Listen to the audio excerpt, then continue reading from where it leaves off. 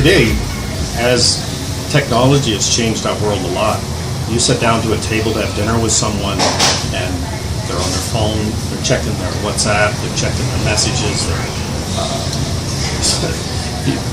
they have their iPads, their iPhones, there's photos, they're taking selfies.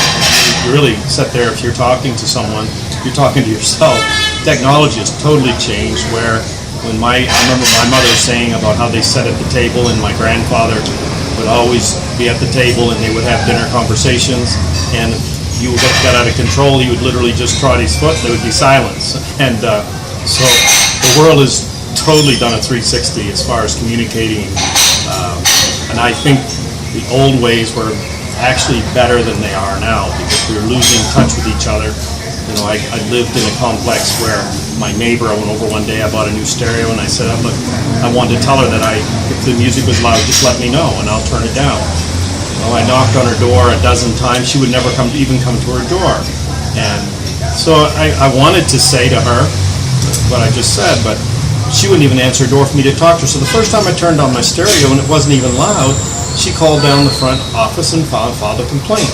It's just people are not communicating anymore. And it's really sad that we can't communicate and look each other in the eye when we sit down together at a table, lay our phones down, and look each other in the eye and have a serious conversation. I believe the new technology is great for finding our way through the world and information, but I find, we are certainly addicted to our devices, phones, tablets, laptops. What I see is that a lot of people don't leave their homes anymore. They're quite content to stay at home on their devices, and that's how they communicate. And even when they do come out, they don't communicate with the person in front of them. They're still on their devices in their virtual world. I think people are having a hard time finding their way between a virtual world and the real world.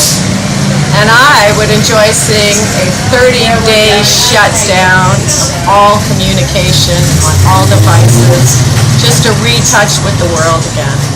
That would be amazing to see. That's my take on technology. I'm not new school like the younger kids who are addicted to it, but I see where the addiction comes. I enjoy the gaming end of it. I enjoy having music at my fingertips. But I don't want to be attached to it every day. And I want to see the people in front of me. And I hope that our young kids can remember that the most important thing for them is the person standing in front of them.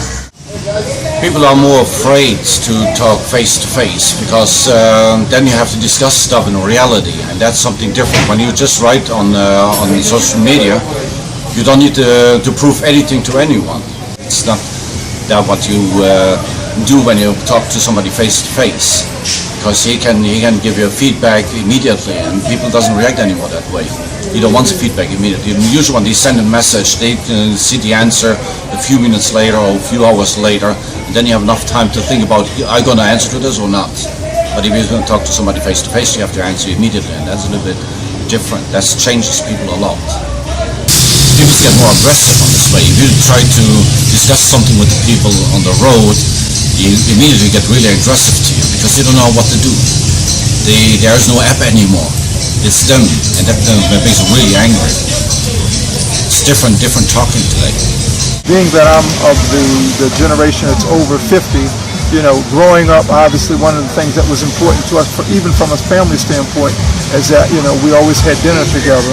And when we had dinner together, we would talk about family things. And, if you were just relationships and friendships, they were always done face to face. Now we progressed to where, folks, they communicate solely through the internet, solely through Facebook, Instagram, WhatsApp. And, I think this generation is coming along now. They don't even have the ability to even communicate, and they don't even know how to communicate effectively. Now we have folks who, for example, relationships now.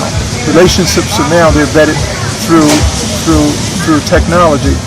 A guy will meet somebody on the internet, and then they'll speak for months, and even in some cases, even years. That's how they get to know each other. And so we've lost that. One prime example is I just had a friend come visit me from travel, and we were together here. He's in his 30s, And if we went to a club, if we went to a bar, I would sit there, and me kind of being an old school guy, I would say, well, this is somebody that I haven't seen in a while. This is an opportunity for us to kind of fellowship and talk. But every time I looked over, he was on Instagram or Facebook.